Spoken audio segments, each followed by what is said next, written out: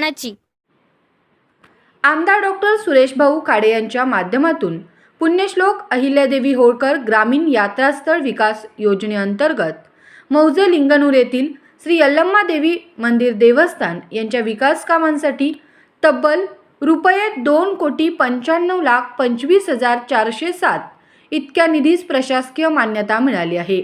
या निधीतून भक्तनिवास तळमजला 74,72,411, भक्तनिवास पहिला मजला 67,14,822, सभामंडप 47,75,628, टॉयलेट ब्लॉक 15,68,721, पेवर ब्लॉक 19,87,500, मुरुम filling and levelling 3 lakh, concrete road म्हणजेच M30 15,36,000, water supply and sanitary work 6,89,377, विद्युतीकरण 44,80,948, मंदिर परिसरातील सर्वांगीण विकास करण्यात येणार असून भाविकांसाठी आवश्यक सोयी सुविधा निर्माण केल्या जाणार आहेत।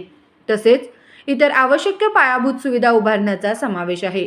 या विकास कामांमुळे परिसरातील धार्मिक पर्यटनाला चालना मिळणार असून भाविकांना अधिक सुरक्षित, स्वच्छ आणि सुसज्ज वातावरणात दर्शनाची सुविधा उपलब्ध होणार आहे।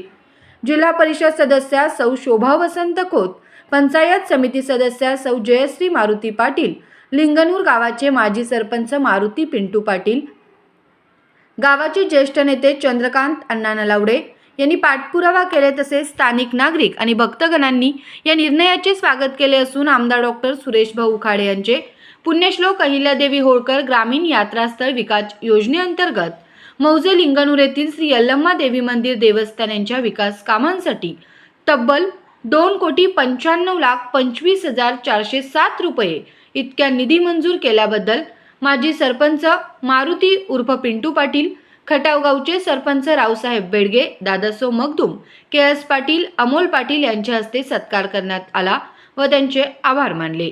यावेळी या योजनेमुळे लिंगणूर गावाच्या विकासाला गती मिळून धार्मिक व सामाजिक उन्नतीस हातभार लागणार आहे।